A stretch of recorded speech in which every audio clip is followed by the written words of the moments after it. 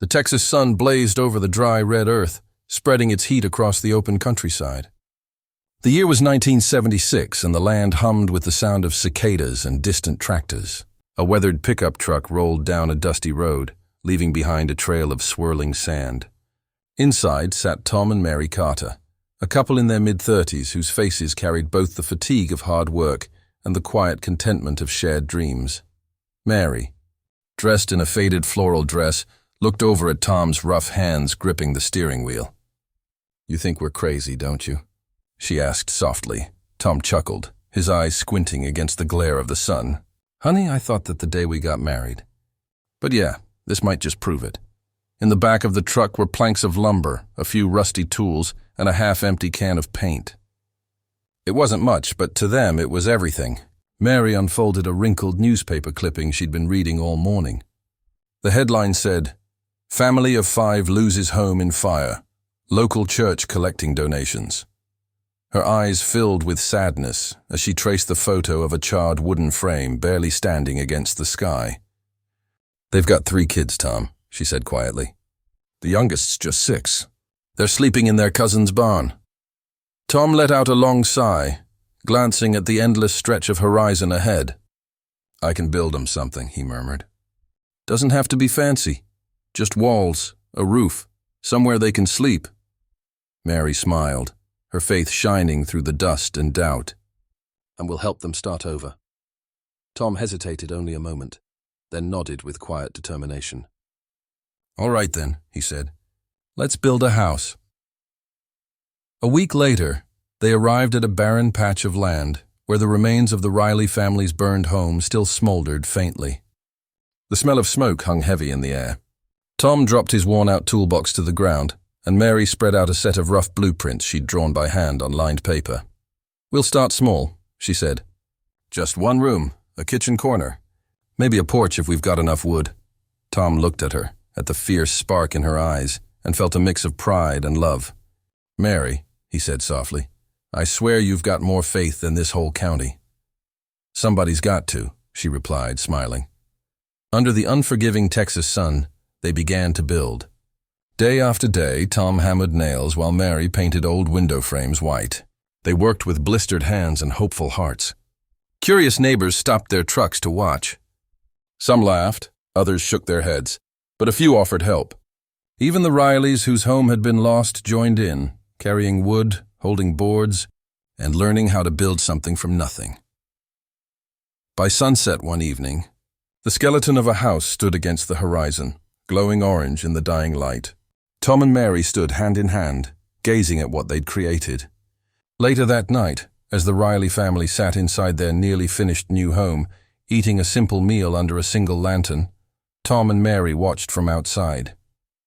"Look at them," Mary whispered. Tom's eyes softened. "Never thought I'd feel this good being this broke."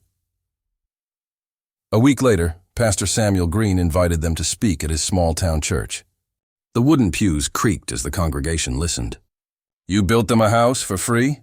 the pastor asked in disbelief. Tom shrugged humbly. "Well, we just figured no one should sleep in a barn when there's wood lying around." Mary took a step forward.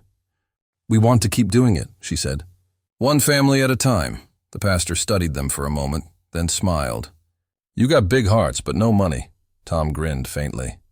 "Never stopped us before." Laughter filled the little church. That day, Pastor Green promised the church would help raise funds, and soon volunteers began to join. Teenagers, farmers, retired carpenters, all came together. Under Tom's patient instruction, they learned to build walls and lay roofs. Mary spent her nights at the kitchen table sketching plans by lamplight. Months passed, and more homes rose from the Texas soil, brightly painted, simple, and full of life. Families moved in, tears shining in their eyes. A wooden sign was hammered into the ground near the first house. It read, "The House That Love Built." News spread across nearby towns. Donations came in, small bills tucked into envelopes, jars of coins from Sunday collections, even boxes of nails and paint. But despite the growing attention, Tom and Mary's own finances were in trouble. One night, Mary sat by the window sewing curtains while Tom entered quietly. "The bank called again," he said. "We're behind on payments." Mary's hand froze mid-stitch. "We'll figure it out," she whispered. "I just don't want to lose our home while we're building everyone else's," he said softly. She reached out, touching his cheek. "Home isn't walls, Tom, it's love. And we've got plenty of that." They held each other in silence, surrounded by the smell of wood and hope. Summer came harsh and dry. The heat pressed down on them relentlessly. Tom's cough grew worse, though he tried to hide it. Mary noticed, her worry deepening each day. "You're burning up," she said one morning. "It's just the dust," he replied, forcing a grin. But one afternoon, as he worked under the blazing sun, Tom suddenly fell to his knees beside the half-built frame of their 10th house. Mary screamed his name and ran to him, dust and tears streaking her face.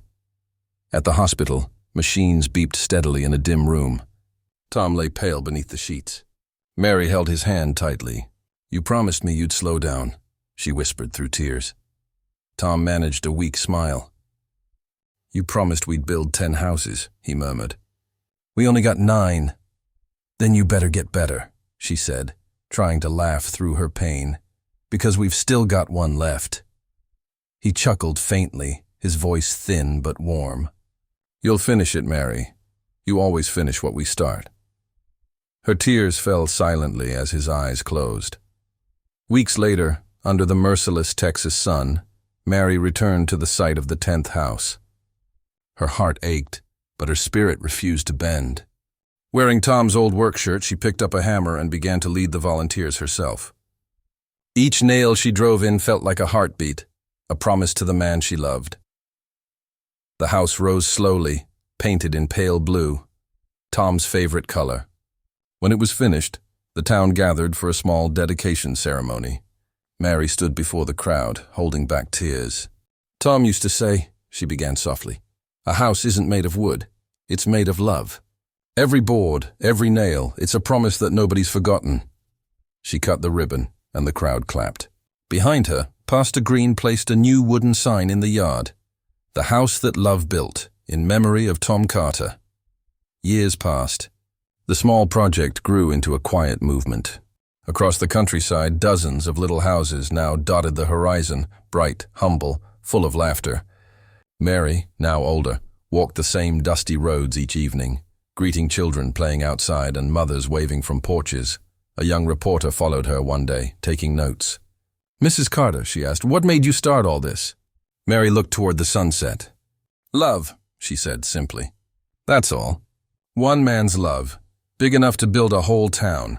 The reporter lowered her camera. "Do you miss him?" Mary's eyes softened. "Every day. But I see him in every house we built, every roof that keeps someone dry. He's right here."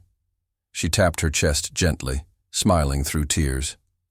That night, Mary sat alone by her lamp, writing in a small notebook labeled Dreams. Her handwriting trembled slightly as she wrote, "If you give love a home, it grows." She looked at the framed picture of her and Tom standing in front of the first house and whispered, "We did it, Tom." She leaned back, peace spreading across her face as the lamplight flickered. Years later, children played outside that first little house. The paint faded, but the walls still strong. A new sign stood beside it, carved neatly into the wood. "The Carter Foundation, building homes, building hope." Young volunteers worked nearby, hammering and laughing under the same sun. A girl paused, wiping sweat from her brow, and looked up at the sky. "Thank you, Mrs. Carter," she said softly. A warm wind moved through the fields, whispering like a familiar voice, and so the love that Tom and Mary built never faded. It spread from one home to another, from one heart to countless others. What started with 2 hands and a dream became a legacy that would outlive them both, a reminder that kindness, once built, never falls.